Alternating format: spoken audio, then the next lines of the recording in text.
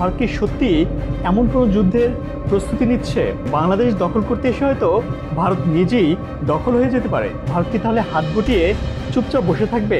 এমন কোনো সুযোগ ভারতকে দেয়া যাবে না যার সদ্ব্যবহার সে করতে পারে। বাংলাদেশে ভারতের পুতুল সরকার পতনের পর থেকেই দেশটির বিভিন্ন রাজনৈতিক ব্যক্তিদের হম্বিতম্বির কমতি ছিল না, কিন্তু সবকিছু ছাপিয়ে এবার সরাসরি বাংলাদেশে সামরিক অভিযানের হুমকি দিল ভারতের প্রতিরক্ষা মন্ত্রী রাজনাথ সিং।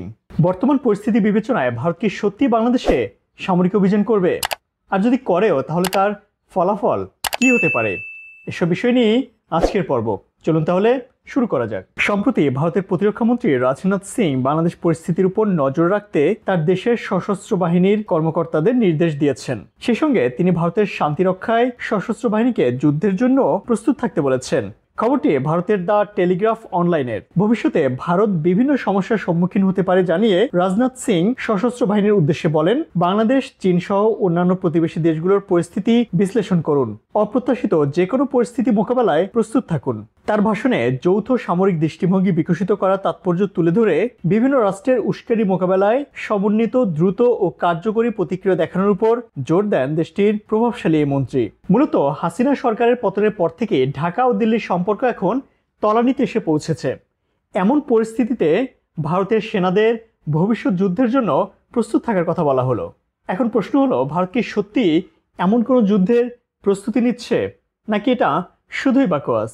ইতিহাস বলে স্বাধীনতার পর থেকে ভারত যতগুলো যুদ্ধ করেছে তার একটিতেও ভারত প্রথমে হামলা করেনি। তার মানে মুখে বা সিনেমায় ভারত যতই আগ্রাসী হোক না কেন, বাস্তবে নিজ থেকে আক্রমণের সাহস ভারতের কখনোই হয়নি। চীন, পাকিস্তানের সাথে ভারতের এত বৈরী সম্পর্ক, কিন্তু কখনো ভারত নিজ থেকে এসব দেশে হামলা করেনি। যেহেতু বাংলাদেশ, পাকিস্তান কিংবা চীনের মতো অতটা শক্তিশালী নয়, সেহেতু ধরে নিলাম ভারত বাংলাদেশে সামরিক অভিযান পরিচালনা করলো। সেক্ষেত্রে পরিস্থিতি কতটা ভয়াবহ হতে পারে? চীনের সঙ্গে সীমান্ত সংঘাতের পাশাপাশি প্রতিবেশী অন্যান্য দেশগুলোর সঙ্গেও বর্তমানে ভারতের সম্পর্ক ভালো যাচ্ছে না। এমন পরিস্থিতিতে বাংলাদেশের সেনা অভিযান মানে হলো চীন বা পাকিস্তান সীমান্ত থেকে সেনা সরিয়ে বাংলাদেশে মোতায়েন করা। এই ঝুঁকি ভারত হয়তো কোনোদিনই নেবে না, কারণ দুই শত্রু রাষ্ট্রের সীমান্ত থেকে সৈন্য সরিয়ে নেওয়ার মানে হলো ভারতের বিস্তীর্ণ অঞ্চল দখল হয়ে যাওয়া। সেক্ষেত্রে বাংলাদেশ দখল করতে এসে হয়তো ভারত নিজেই দখল হয়ে যেতে পারে। তাছাড়া বাংলাদেশের সাথে যে কোনো সামরিক সংঘাতে পাকিস্তান ও চীন সরাসরি বাংলাদেশের পক্ষ নিবে, যার ভয়াবহ পরিণতি মোকাবেলা করার মতো ক্ষমতা ভারতের নেই। কেননা সেক্ষেত্রে ভারতের চারদিক থেকে হামলা শুরু হয়ে যাবে। সবথেকে বড় কথা হলো, বাংলাদেশের মতো ভৌগোলিক অবস্থান ও আবহাওয়াগত কারণে এদেশে দীর্ঘমেয়াদী সামরিক অভিযান কোনো দেশের পক্ষেই সম্ভব না। যে শিক্ষা যুক্তরাষ্ট্র ভিয়েতনাম থেকে পেয়েছে, সেই ভুল আর কোনো দেশই হয়তো করবে না। তাহলে প্রশ্ন হলো, ভারত কি তাহলে হাত গুটিয়ে চুপচাপ বসে থাকবে? উত্তর হলো মোটেই না। তবে ভারত যা করবে তা হলো বাংলাদেশের অভ্যন্তরে তাদের গোয়েন্দা কার্যক্রম অব্যাহত রাখবে এবং ভারতপন্থী কিছু এদেশীয় বেঈমানদের মাধ্যমে একটি অস্থির পরিস্থিতি তৈরি করে পুনরায় ভারতের কোনো পুতুল সরকার বসানোর পায়তারা করতে থাকবে।